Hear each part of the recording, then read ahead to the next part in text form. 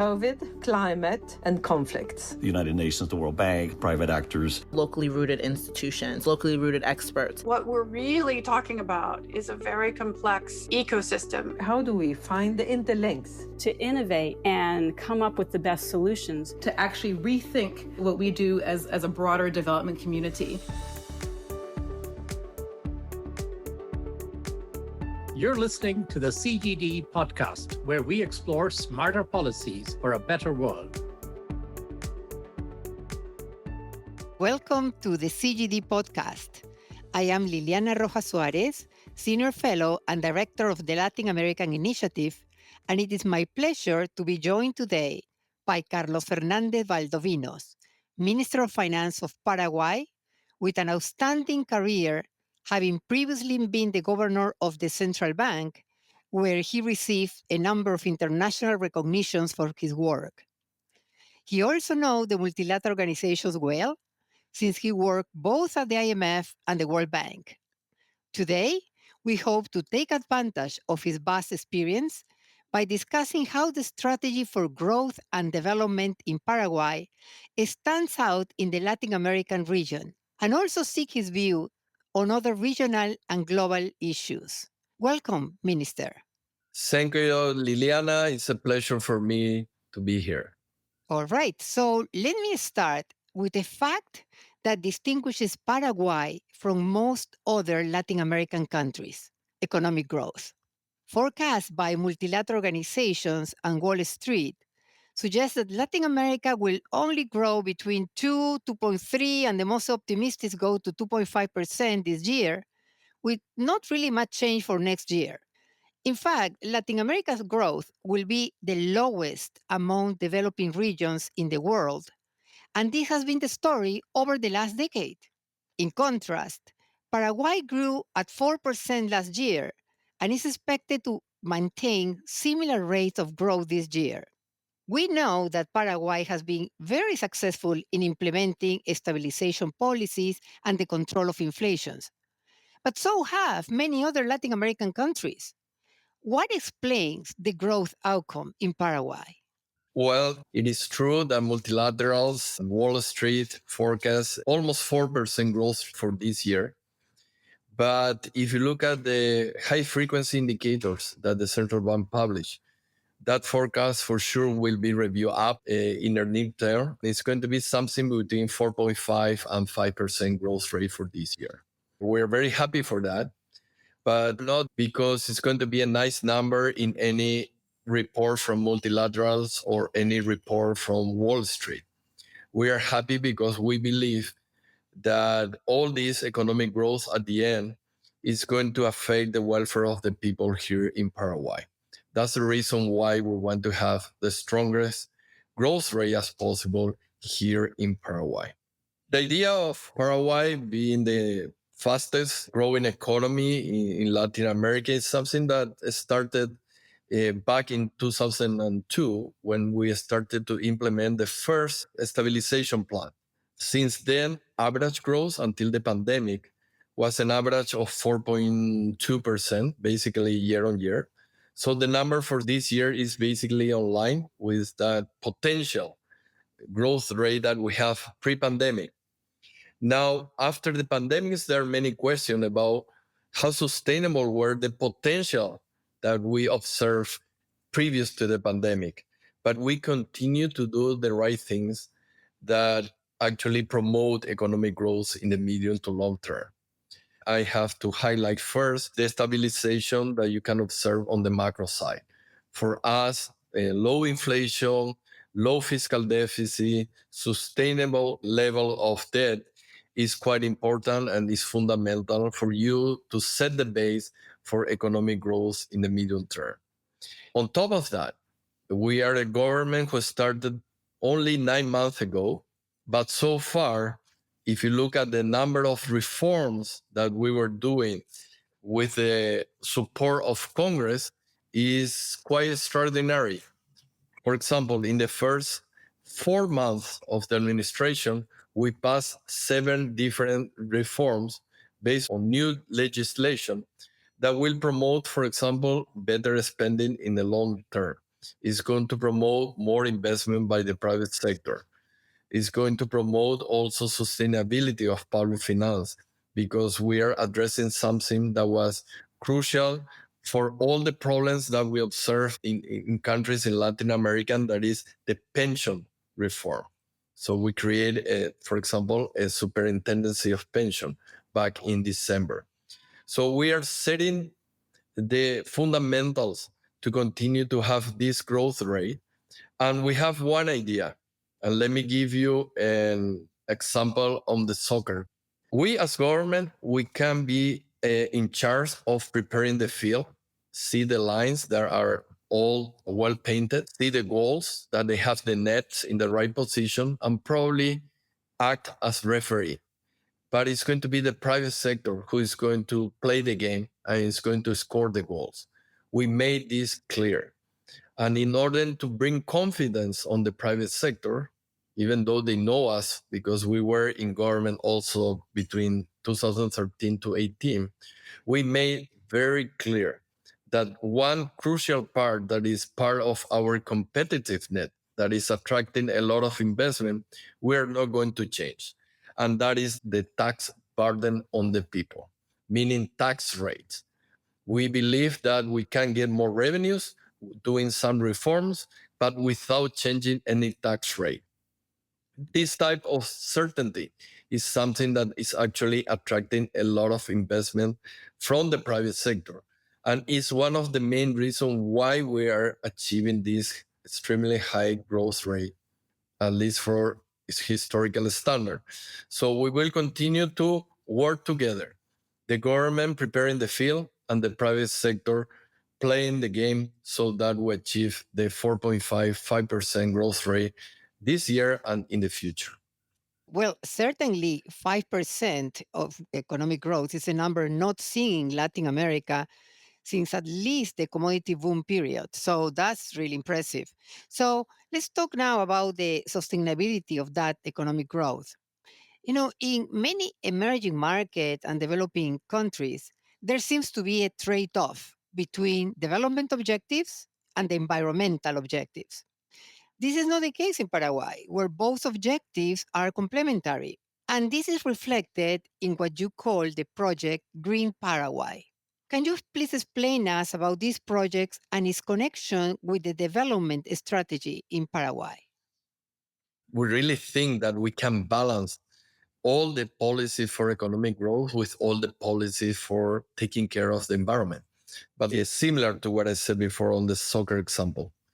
I'm probably not an extremely good economist as you are, but if I play professional soccer, I will be very awful. So the same as person, countries have comparative advantage. And Paraguay has a lot of water, very fertile land. We are very competitive on the agricultural sector, on cattle raising. And if you look at the numbers, even though we are small, we are on the top 10 of the world, producing and exporting soybeans, wheat, corn, stevia, etc. And can mention something that not many countries in the region, all the world have: clean and renewable energy. Products that you can use to produce alternate fuels. So for that reason, we are thinking about diversifying the matrix of the Paraguayan economy, but based on what we already have. For example, given that we produce a lot of corn, we can start producing biodiesel. Given that we have a lot of sugarcane, we can start producing biofuels to complement with the fossil fuel that we are importing. Given that we are a country where 100% of the electricity is produced by clean and renewable means, and also that we have excess energy and excess water, we are promoting the country as a hub for producing green hydrogen. But of course, green hydrogen at this moment is very expensive, difficult to transport, etc. So something that is actually working very well here in Paraguay is using that green hydrogen, not to put in our cars, is to produce, combined with some other elements, green fertilizer. something that is highly demanded in the region. And when I'm talking about green fertilizer, we are green, because some countries are producing green fertilizers, but how they produce the electricity to actually produce the green fertilizer is not that great. Therefore, this is 100% green fertilizer. That is one way how we are actually putting Paraguay as a place where you can respect the environment and at the same time have a way to develop the economy and also to actually improve the life of the people. This is one of the way how we are looking to have Paraguay as a country with a higher growth rate in the region. Of course, this is not going to be enough. So we are also taking more and more advantages of one trade agreement that we have seen the 80s and that many people criticize over all this year. We're taking advantage of Mercosur. We are using that in order to also diversify the economy through something that is very popular probably in Mexico, Dominican Republic, and other countries. That is the maquila regime. Not to export to the US, because we have another country with 300 million population next door, that is Brazil. And thanks to the Mercosur agreement, we are able to implement the maquila regime here in Paraguay in order to actually fit the Brazilian market. This is going to be a win-win situation because we're not trying to replace Brazilian production. We are trying to replace at least part of the 100 billion of imports from China that are going every year to Brazil. Therefore, Brazilian entrepreneurs invest in Paraguay, generating jobs for Paraguayan people, and then re-export those products into the Brazilian market, replacing not Brazilian production, but Chinese products. Therefore, the Brazilian wins because they have the opportunity to invest with a very high return. And Paraguay actually benefits because it's creating a lot of jobs. The amount of maquila export at this moment is around 1 billion per year out of 10 billion in total that we are exporting every year. So it's gaining more and more share participation on the export, and we're able to insert ourselves in the Brazilian productive chain. That is another way we are diversifying the economy, complementing the Green Paraguay, complementing also what we know we can do good, that is agriculture and cattle raising. And therefore, we don't have only one engine of growth. We have at least 3 different engines of economic growth. And that is the way we are seeing the country going forward and making this 4.5% economic growth rate on a sustainable way in the near future. The model that you are presenting is one of an open economy with diversified exports. This is actually quite refreshing in a world with intensified political tensions, geopolitical tensions. Because of that, recently there has been, as you know, a plethora of increasing restrictions on trade through tariffs and quantitative restrictions, quotas. Right now, there is really no consensus of whether, in fact, there has been or will be significant deglobalization. Protectionist measure, however, has certainly increased around the world. Now, when we look at Brazil, which is Paraguay's major trading partner, as you mentioned, Brazil has recently increased duties on steel products from China. What is your view about this tariff war? And is Paraguay benefiting from the tariff war at all? Let me tell you that this fragmentation of trade in the world is something that is a concern for us because, as you may know, we are a very small economy. Therefore, we cannot rely only on the domestic market. Throughout our history, we rely on external market in order to actually produce and sell to them. I forgot to mention the fourth engine of economic growth from now on in Paraguay, that is the service sector. The sector that is basically a reflection of a strong economic growth in the past 20 years, creating less poverty and an increasing middle class that is demanding more and more services. So right now, services is around, if I remember correctly, around 60% of GDP right now. But in any case, the Paraguayan economy continued to be very small, but our policy is always to be an open economy. We were always like that. We do have exception to the Mercosur tariff. All the other countries are using the exception in order to increase external tariff. We're using to reduce the external tariff that we have in Mercosur. Now, the fragmentation depends on the different economies, and there are different reasons for that fragmentation. Some of them, of course, are the wars.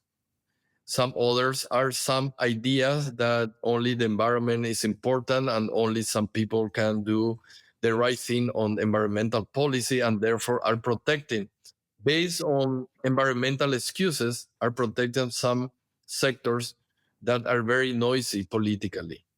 I'm referring to what happened with the European Union on the trade agreement with Mercosur.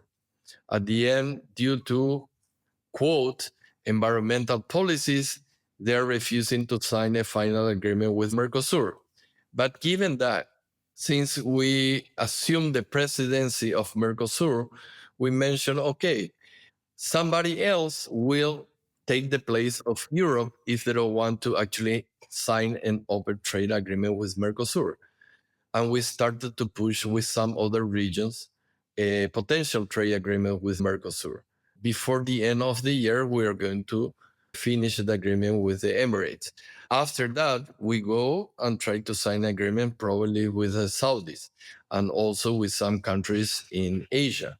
Therefore, some doors will be closed, some other doors will open, but we have to continue to fight overall on a more open world where trade that was quite successfully promoting economic development in the whole world will continue to be easy to do and not like during or after the pandemic, where we have a situation where trade decreased sharply and also decreased sharply economic growth in the world. I think that point that you are making in terms of diversification, not only on product, but also on partners, trade partners, is very important. Because going back to Mercosur, right now, the countries in Mercosur are the most important destination of Paraguay exports, and even more in the future when your plan for exporting green fertilizer for the region materializes, as you just explained.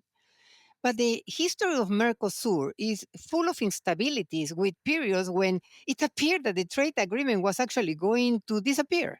So I guess that you are very conscious of that, and maybe that's the reason why your diversification plan extends to beyond Mercosur, because the instability within Mercosur actually is a source of fragility for your growth model, right? Yeah, in a way, yes. Let me mention that it's not only because they put some trade restriction for whatever, I believe, phytosanitary reasons that they mention sometimes for some of agricultural products going, for example, to Argentina, but more instability was created recently due to bad macroeconomic policy. So even though there is no trade restriction as per se, the fact that you have very high inflation or the fact that you have an exchange rate that is not fully reflecting the fundamental always create trade tensions without being a per se a restriction or a tax or a phytosanitary restriction over there. Let me mention something that the president always said here in Paraguay in any speech, and he is quite open, and I'm repeating, and I support the idea. This is a tough neighborhood. Being in the middle of Brazil and Argentina is a tough neighborhood. But it has been tough during the past 200 years. So we learn how to survive this tough environment. This is the advantage that we do have here in Paraguay. We learn how to deal with volatility. Sometimes you can see zillion of product, very good wines from Argentina coming, smuggling into the Paraguayan economy. But right now, given that Argentina is quite expensive, you can see zillion of Paraguayan product flying the other part of the border and going to the Argentina.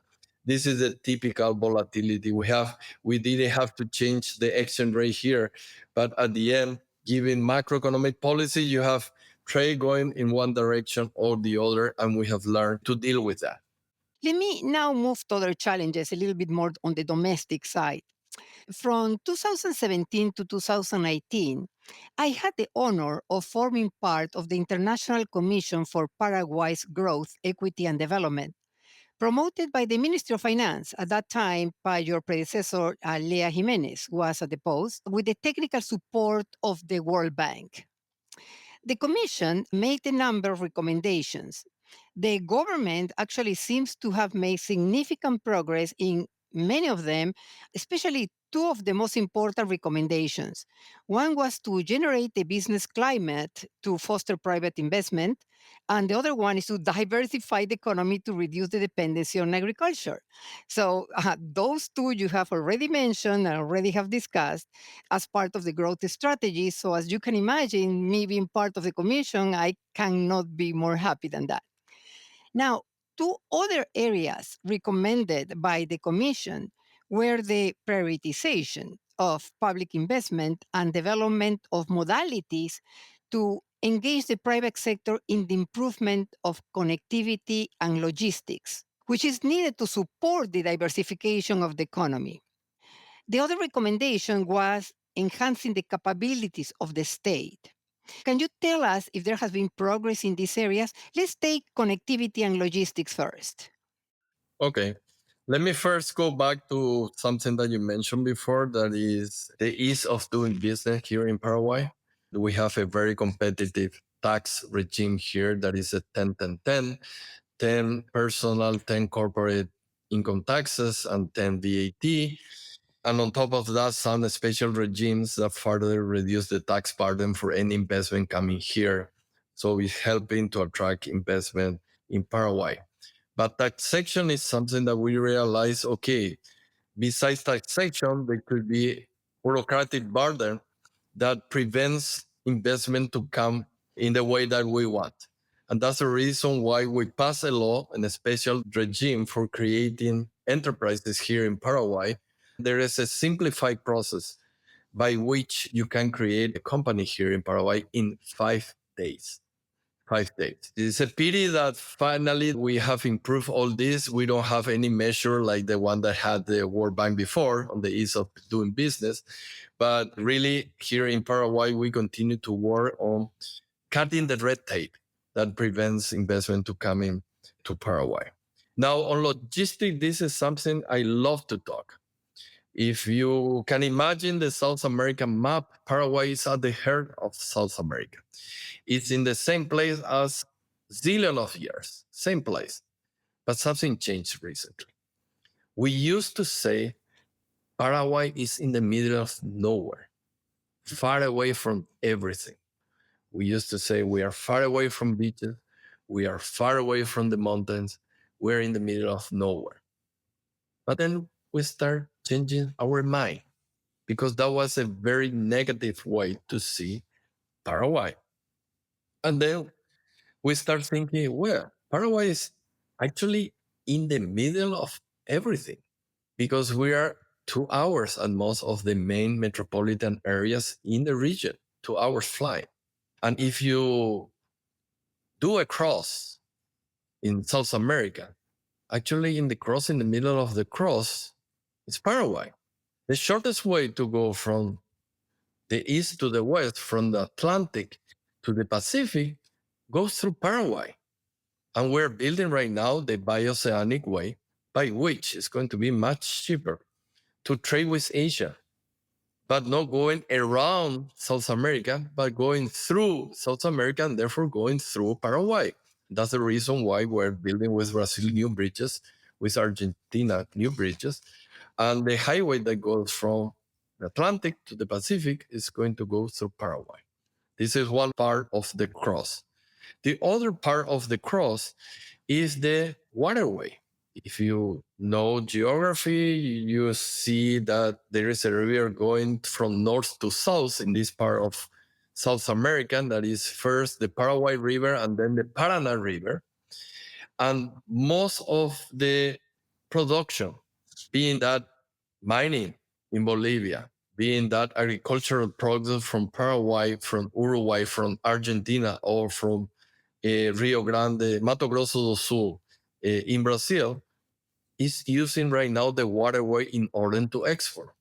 Because for Mato Grosso do Sul, for example, it's much cheaper to do it by the water instead of going all the way to Sao Paulo and start exporting by boat from there. So Paraguay actually is right in the middle. We do have the waterway. We do have also the bioceanic.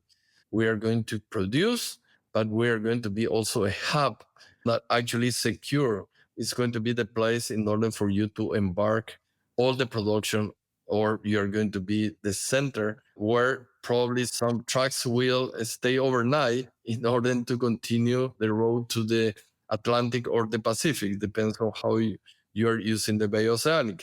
Therefore, we have a geographic location that is strategic for the future. But of course, we need actually to invest in order for that to be useful. I mean, convert a potential into actual capability. And that's the reason why the government is actually putting a lot of investment on the bioceanic, a lot of investment also on the waterway. We're seeing Paraguay as that economy that is in the middle of everything. And what about improvement in the capabilities of the state, especially on its ability to deliver services, fight corruption, and improve citizen security?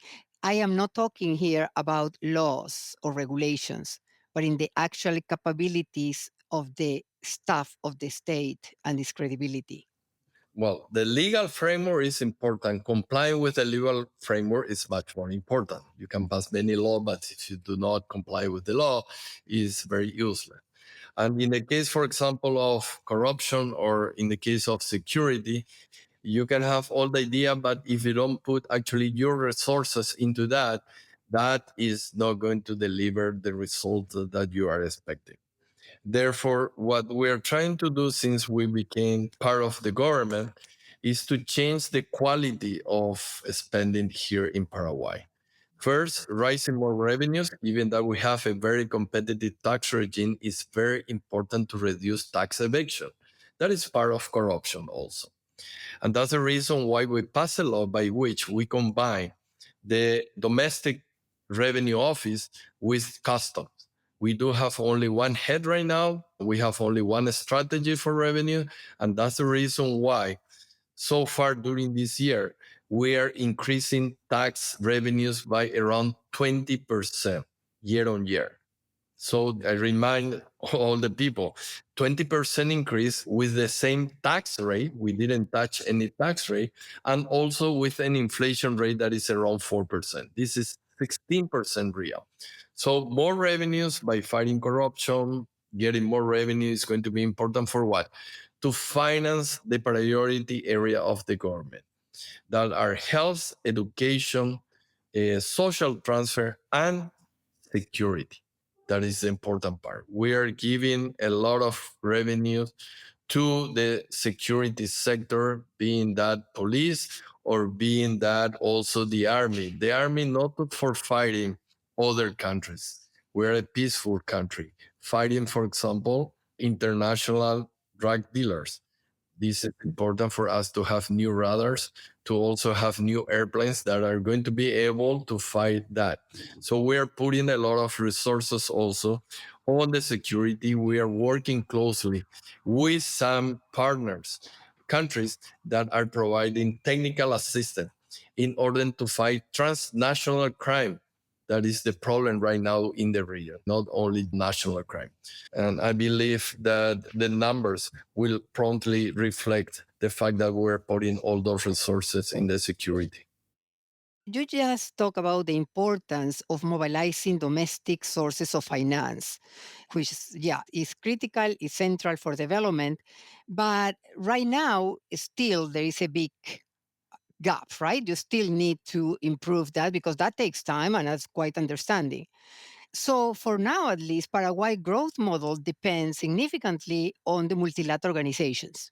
Now, this year is the 80th anniversary of the Bretton Woods institutions.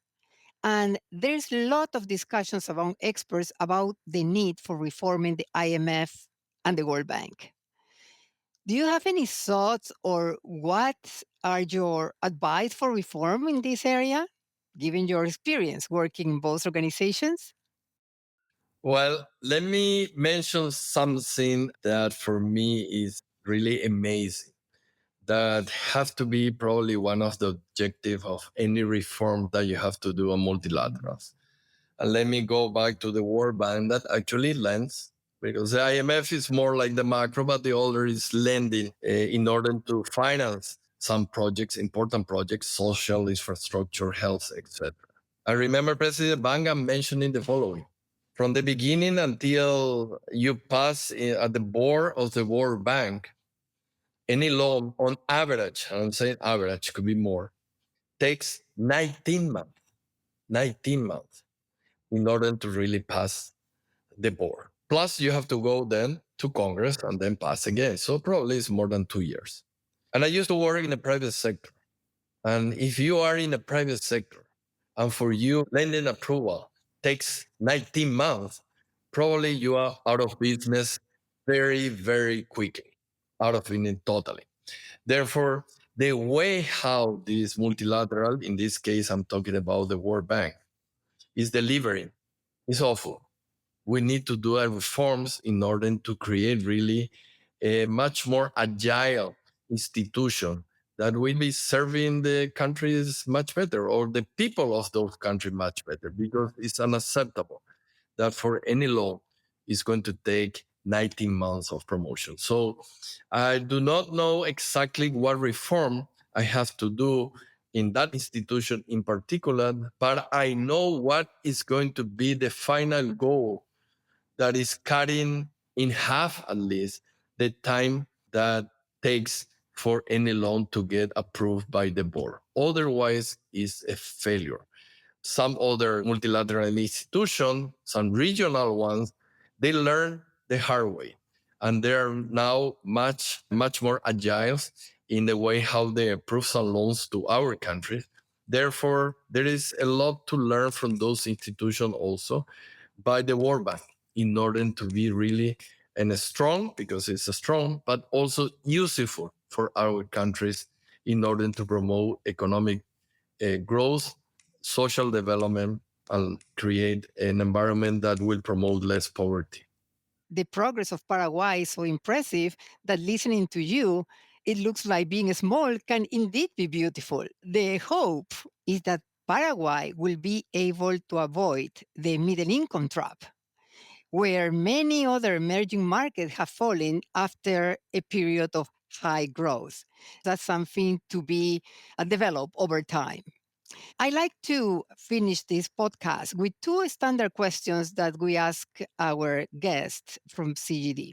The first one is, if you had to look back at your time so far at the head of the ministry, what is a funny, weird, or memorable thing that happened to you in the job? All right. This is the toughest question probably that you're asking me. What is funny is the fact that I'm a big soccer fan. And I have my soccer team here in Paraguay that is the greatest, of course, according to myself. And if you look at my Twitter, probably 60% of my tweets are regarding my soccer team and 40% something serious about the economy. You know that the people, of course, they know me because I'm minister, but everyone actually asked me a comment about soccer, how our club is doing bad, how the other team is doing better and whatever. And very few occasions, whoever talked to me talk about economics. We talk about soccer. Well, okay. So, one final question. Imagine you had a magic wand and you could change any one policy in the world, just one. What change do you think would do the most good? The one that would change is the possibility of the fiscal sector to borrow from the central bank. There is nothing more dangerous, something that creates more damage to any economy or to any population than inflation. And usually inflation is a monetary phenomenon that is based on a huge fiscal deficit. So if you can change all the constitution by which, under any reason, the central bank is forbidden to actually lend to the Minister of Economy or the Minister of Finance, we are on the right track. Advanced economies would have a problem with you. The central bank have bought so much government paper, as you know. But I know. but I guess maybe the story is still evolving on what's going to happen with the debt of the US or the European countries. Yes, I know that idea that under extreme circumstances could be useful, but in general, if you look at the history, really over the long term, there is no policy that creates more damage than inflation. Well, thank you very much, Minister. It's been a fascinating conversation. We have all learned much more about Paraguay and had the pleasure of sharing your views about the world.